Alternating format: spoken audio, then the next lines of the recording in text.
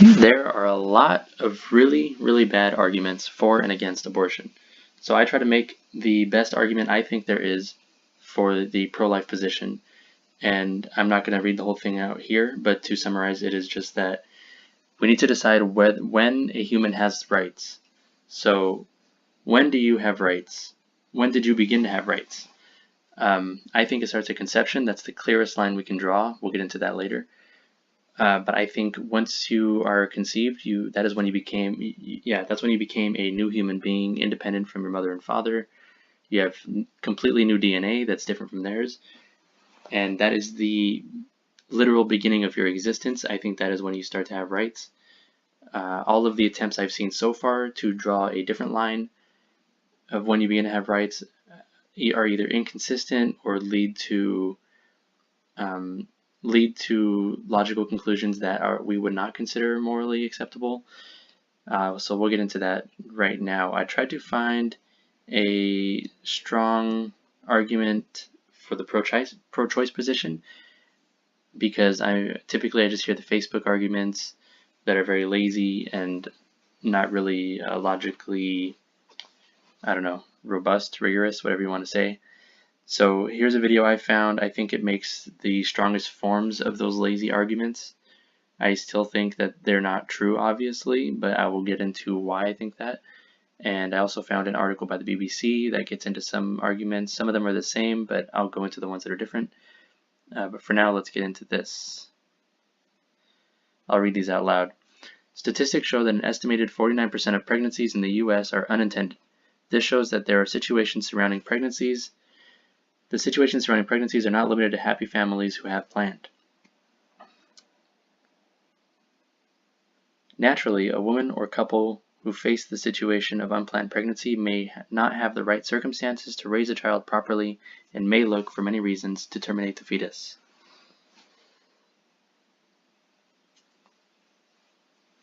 If there is no legal, viable option, it would force the couples or mothers to resort to back alley operations, which are highly dangerous for both the fetus and the mother.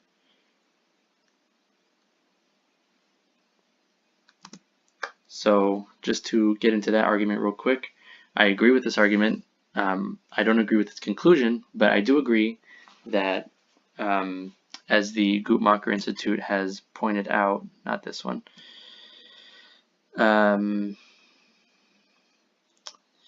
abortion rates are similar in countries where abortion is highly restricted and where it is broadly legal. So they are right that whether it's legal or not, it will most likely continue to happen at the same rates. That actually might not be true in all cases, though, because the Guttmacher Institute goes on to say here, high levels of unmet need for contraception and unintended pregnancy help explain the high levels of abortion in countries with restrictive abortion laws. So it's saying that if there is more access to contraception, then there could be a reduction in abortions, whether or not it's legal.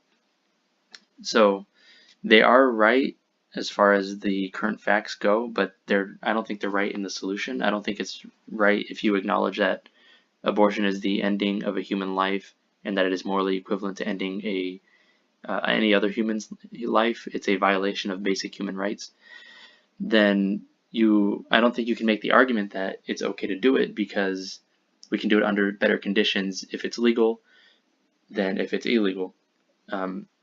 We wouldn't, I mean, yeah, you can't justify murdering someone just because if you make it legal, it's done under better conditions. And I think the answer to this problem that they point out here correctly is making contraception more available. I'm fine with making it free for everybody if it's done sustainably, and that would have the effect of lowering the amount of abortions that are had or that are sought. I don't think the answer is just to give in and say, oh well, I mean, it might be morally wrong, but let's just let people get murdered. So I think I've dealt with that. Let's go into the next argument. Nearly all abortions take place in the first trimester. During this time, the fetus is entirely dependent on the mother. By the end of the first trimester, an average fetus is only 1 inch long. As the fetus is attached by the placenta and umbilical cord, Its health is dependent on her health and cannot be regarded as a separate entity, as it cannot exist outside her womb. So therefore, is that fetus alive in the true sense of the word, or is it just an extension of the mother's life? At that stage, it has no sense of being, so does it warrant being treated as a human being? So the argument that it's part of the mother's body, I think that's kind of what they're trying to get out here. It's part of the mother's body, so the mother has authority over it. I don't think that holds water once you look at it closely, because we can all acknowledge that a fetus is not a part of the mother's body in the same way that her arm is. I do agree that if you want to chop off your arm or chop off your fingers for some weird reason, whatever your reason is, you should have the right to do that, because your fingers don't have rights, obviously. And if you want to do that, then sure, you're not affecting anybody but yourself. But we all acknowledge that there is a difference between a fetus and a finger as far as autonomy goes. We agree that a fetus will eventually detach from the mother, become an individual human being that does have rights, but a finger will never do that. So do you get to stop the process of a developing life? Do you get to end a life? Or do you get to end a life is a different question from do you get to cut off your finger, or do you get to detach one of your appendages. They're obviously not equivalent, and I don't think that like they try to argue here, at that stage it has no sense of being. That is one of the arguments that you'd have to apply after birth as well, because a newborn baby does not have a sense of being. A 1-year-old does not have a sense of being. Maybe it does, actually, I'm not sure, but I know that we don't get our sense of self-awareness and object permanence until we're about 2 or 3 years old, I believe. I'll try to find some sources and put those in the description, but that does not justify taking the rights of someone to live. I don't think anyone would be comfortable with taking that to its logical conclusion and equally applying that standard to newborns. But you would have to explain why you're not okay with applying that to newborns, but that would be a separate argument. So if a fetus does not deserve the same rights as a newborn, then these arguments don't even matter, because it's not morally equivalent to a newborn or a 1-year-old. So we don't even need to make these arguments. It's just, you can just kill it. It's not, it would be morally neutral if the fetus has no rights. But if you're just presupposing that the fetus has no rights, then you wouldn't need to make these arguments. So I don't know. Let's see what they got next. Planned babies are healthier. There is ample evidence that babies do best when women are able to space their pregnancies and get both prenatal and preconception care. Rapid repeat pregnancies increase the risk of unhealthy babies. The specific nutrients women ingest before they get pregnant can have a lifelong effect on the health of the offspring, and women are more likely to look after themselves during a pregnancy if it was planned.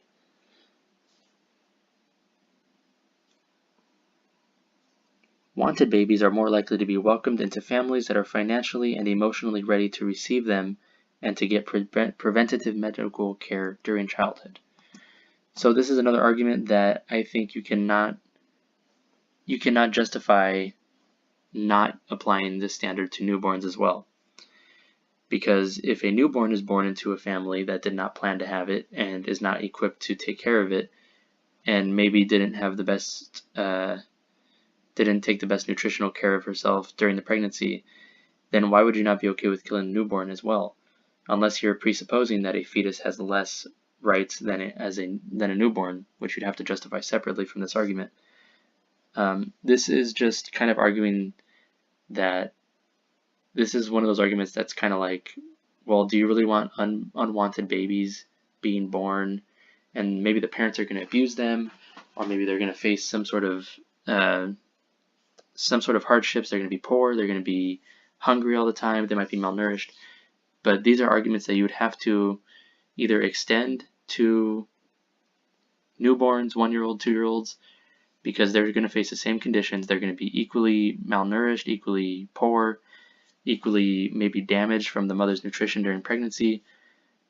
So why is it not okay to kill a newborn who's under those same conditions, but it's okay to kill a fetus who's under those same conditions? Is it because there's a moral difference between those two things?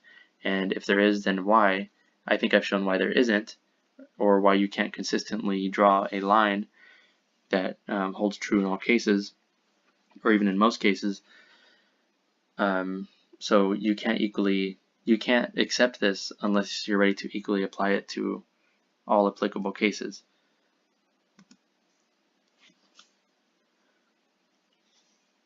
Number 2. Adoption is not an alternative to abortion because it remains the woman's choice whether or not to give her child up for adoption. If abortion was made illegal, that choice would be gone.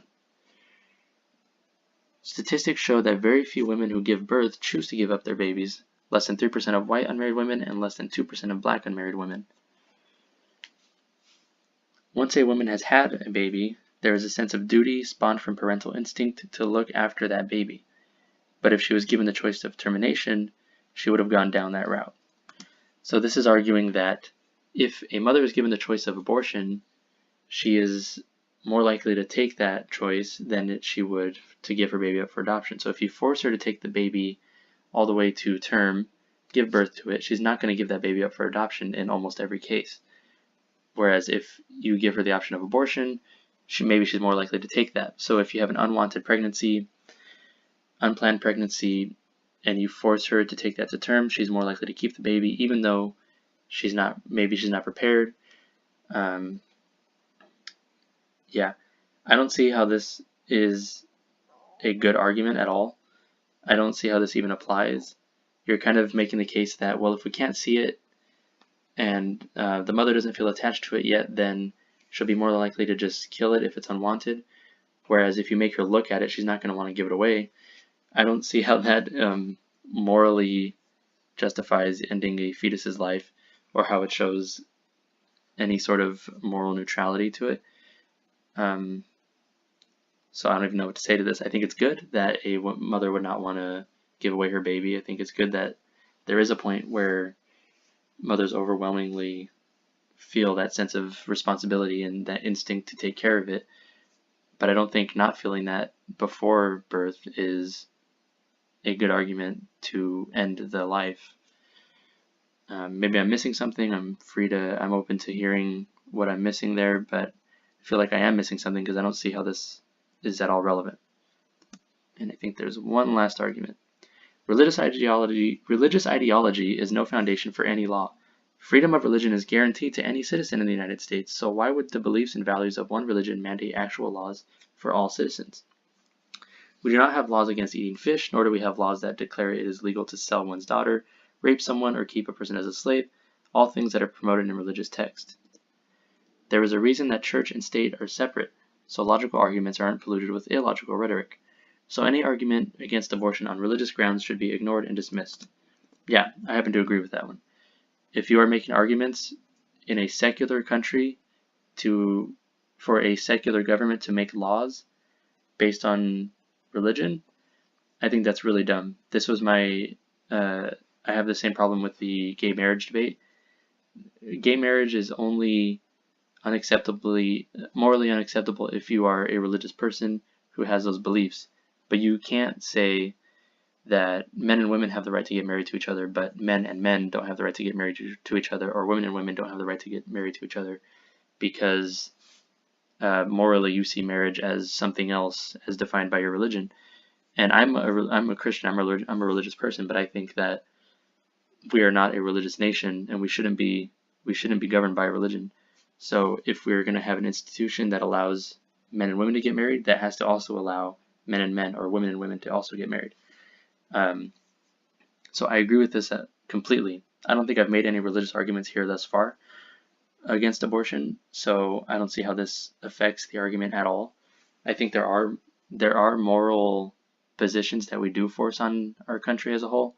For example, murder is generally illegal, and that's you don't need to appeal to religion to justify that. And the same way, I don't think you need to appeal to religion to justify the pro-life position, because the pro-life position is that abortion is equivalent to murder. So if the abortion is equivalent to murder, then we're at a point where we have to outlaw it. So yeah, I agree with this point. I think people should stop making religious arguments for for these issues and stop thinking of laws in terms of religion. Unless a law tells you to do something that goes against your religious convictions, then I think you should have the right to abstain from that action. That's a whole other debate. We don't need to get into that right now. But yeah, I agree with this point, but I don't see how it affects the debate at all.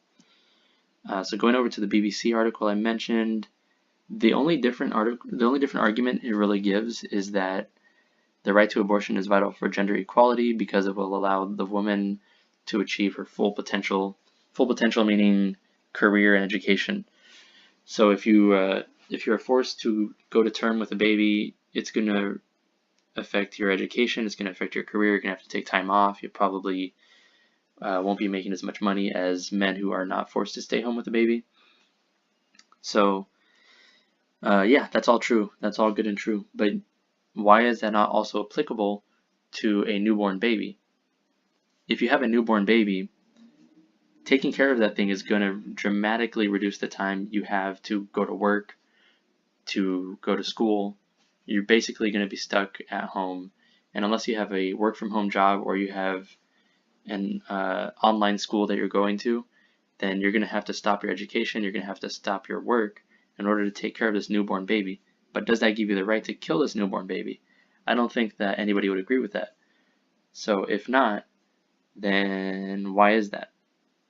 And if it's because you see a difference between a newborn and a fetus, then why is that? And where do you draw the line? As I argue in my piece, and as I think I've said here a lot, probably more than once, there is no consistent line to draw except for conception. If there is another line that is well-reasoned and consistent and applies equally to everybody in most cases, then I'm fine with that. But I think it's very hard to find that line, and so far I think everybody has failed to do so. Also, just to kind of round this out, because we're going on 20 minutes almost, this debate, I think we need to be very cautious. We can't just approach this and say, like the New York law, allow abortion up to right before birth, basically, for any reason, or for a very loose definition of reasons. So we're basically deciding who has the right to live, who does not have the right to live. And I think we need to be very careful, because we could look back at this issue years from now, and I'm not saying this is going to happen, but we could look back at this issue years from now and realize that we allowed the murder of millions of innocent people just because we weren't entirely sure that they were people. If you look back at slavery, or if you look back at the Holocaust, I'm not drawing a moral equivalence here, although I think that if you look at the numbers of how many people have been aborted, and you do acknowledge that they are equivalent to murder, then at least on a scale perspective, they are very, very similar. But if you look back at slavery, people weren't sure whether black people whether they were actually people that deserved rights. If you look at the Holocaust, people thought that Jews were not people in the same sense as other people. They thought that Jews were not humans that deserved rights. And looking back, we obviously see that those things are wrong. We see that black people are people, obviously, and our country is riddled with guilt over slavery, because we're thinking, how did we not see that these people were also people and had rights or deserved rights? And the same way, I'm sure Germans look back at the Holocaust and say, how could you not see that a Jewish person is also a person that deserves rights the same way that anybody else does? So I think if we're talking about a subject that is potentially taking rights away from people, or morally justifying the murder of innocent people, if we think that there's even a possibility that we could be morally justifying the murder of people that deserve rights, then I think we need to take the most strict stance, which is life begins at conception. We need to take that stance until there is absolute certainty that another stance is more appropriate. And I don't think that's been done at all yet, not even close. So, yeah. I think that's all I have to say there. Thanks for watching. Links in the description, blah, blah, blah. Share it, blah, blah, blah, blah, blah, blah, blah, blah. Okay, bye.